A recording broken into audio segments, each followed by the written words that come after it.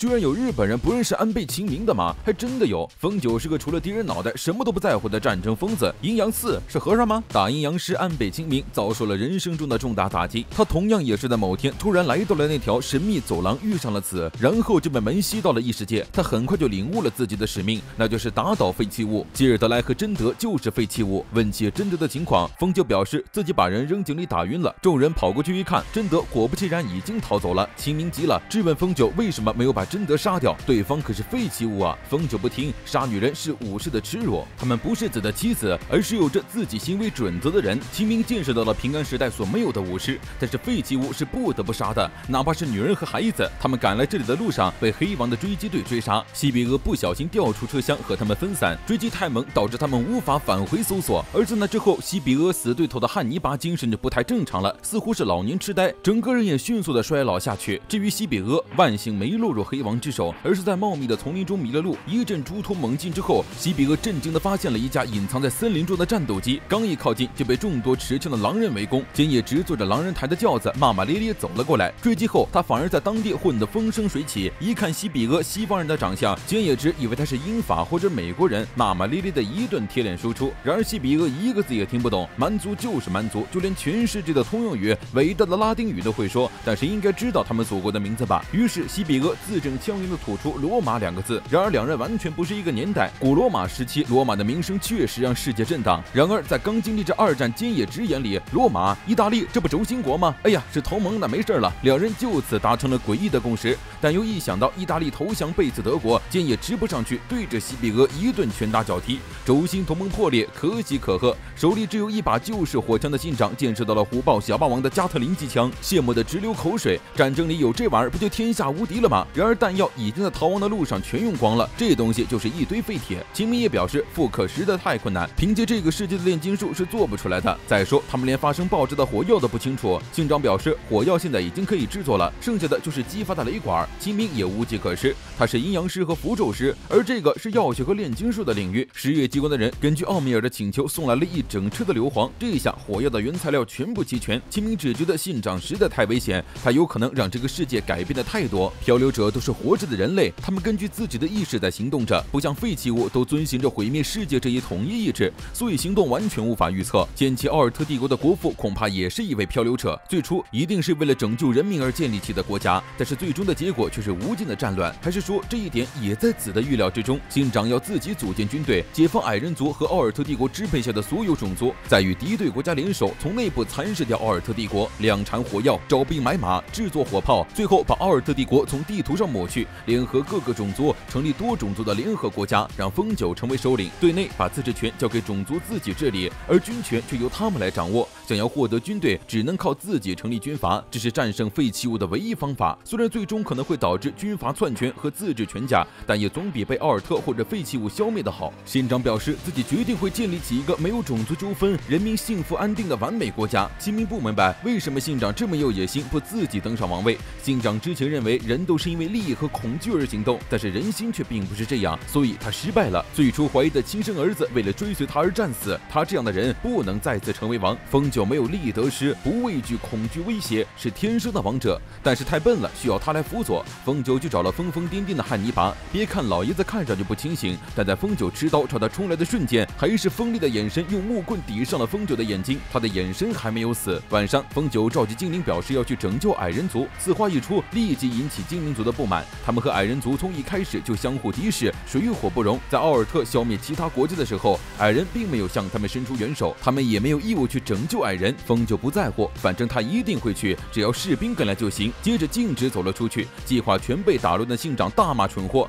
夏拉为首的精灵族愿意跟随风九前往，毕竟他们的命都是人家救的。而且之前和奥尔特帝国打的战争，如果精灵和矮人抛弃仇恨，共同抵抗，或许他们就不会沦为奴隶了。风九在路上遇到了准备离开的秦明和虎豹小霸王，他们准备回去总部寻找西比俄以及其他漂流者。精灵们在夏来的动员下跟上了风九的脚步。卡迪西把手枪送给了信长，顺便留下了加特林，期待他们真的能制造出火药。风九部队朝着矮人族进发的同时，人妖伯爵圣日耳曼也在寻找着他们的踪迹。漂流者准备前往奥尔特最大的兵工厂多尔卡，那里如果沦陷，这个国家就彻底完了。加多尔卡矿山因为海上运输舰队全军覆没，国家要求增大武器制造，让矮人族制造更多的装备。不少矮人人因为过度的压榨而接连死亡。突然，数个炸药包从天而降，四处都传来了猛烈的爆炸。硝石、硫磺和木炭合在一起就能做成黑火药。精灵们不断地将炸药包扔向兵工厂，士兵们被这突如其来的降维打击吓得抱头鼠窜。然而，火药本身最大的作用并非火焰和飞溅的碎片。风九带领精灵族冲到士兵面前，扯开了嗓门的大声喊叫，声音和火光会造成冲击和畏惧，喊杀声震天。予以将火药绑在箭上，射炸了瞭望台。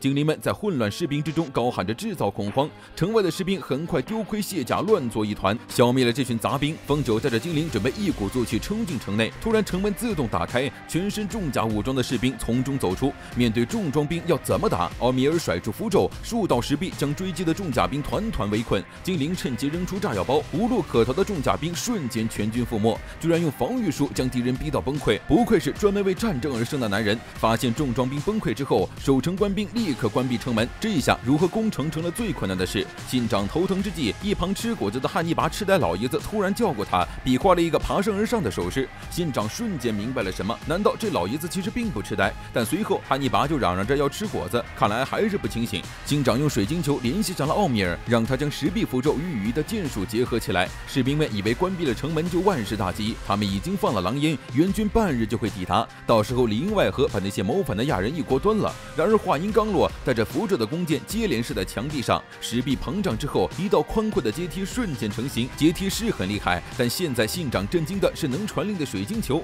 没有时间差的传令是他们想都不敢想的，这才是最了不起的东西。恐怕这是思考角度的差别。魔法师们只把水晶球当作传达研究报告的工具，殊不知这东西在战场上能让分离的军队协调。石壁也是如此，奥米尔把石壁当成防御，而风九则当作投射器和攻城的兵器。漂流者作为外来技术携带者的同时，也是思维的差异者。那么废弃物又到底是什么？他们为什么要处身于这个世界？又要他们做什么？观察着一切的子露出了尽在掌握中的笑。个体差异使得万物蜕变，漂流者存在的目的就是扰乱一切，抹消掉这个世界应有的样子。风九为首的精灵顺着阶梯冲入城中，士兵们见第一道门失守后仓皇逃窜，关闭第二道门。夏拉主动提出先去解放矮人，他们都应该被囚禁在工坊里。精灵族的确很讨厌矮人族，不过那也包含着精灵族对自己没有之物的羡慕。矮人强壮的身躯，顽强的意志，过去他们完全不敢想象精灵族和矮人族会有并肩作战的一天。矮人族粗俗暴力，肮脏野蛮，用粗壮的手臂碎石打铁，挥动大斧把敌人劈成两半，然后再回去边豪饮边笑着放声高歌。夏拉打开了工坊的大门，眼前的一幕让他们惊呆了，哪儿有什么强壮的战士？矮人们挤在狭小的屋子里，因为超负荷的劳作而变得瘦弱麻木。矮人没想到，居然是最看不起的精灵族拯救了他们。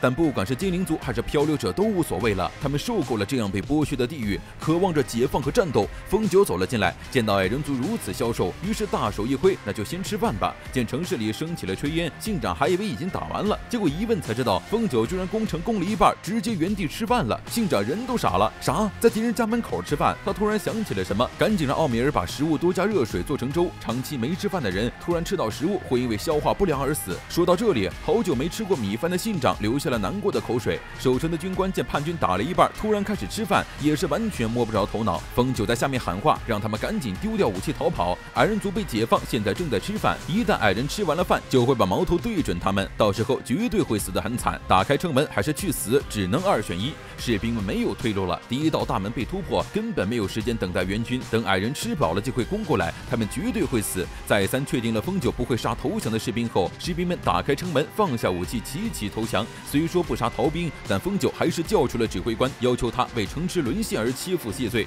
守将承担战败的职责是义务。地方官当然不干，然后被风九一刀砍了脑袋，士兵们吓得仓皇逃窜。风九没有追击的打算，倒是鱼的眼神非常危险，在袁义经麾下的时候，他干的就是杀害逃兵的事。风九再次强调不需要追击逃兵，已经没有人让他干这样的事了，这可是他们的战争。鱼愣住，然后发自内心的笑了。10月机关的魔法师监视着被黑王攻陷的北方，发现6大龙之一的青铜龙居然也加入了黑王军，而怪物们停下了入侵的脚步，居然在北壁耕种了起来。正如秦明所预料的，黑王和他以往的废弃物都不一样，他并不是一心想要毁灭世界，而是想要取代人类，成为怪物的救世主。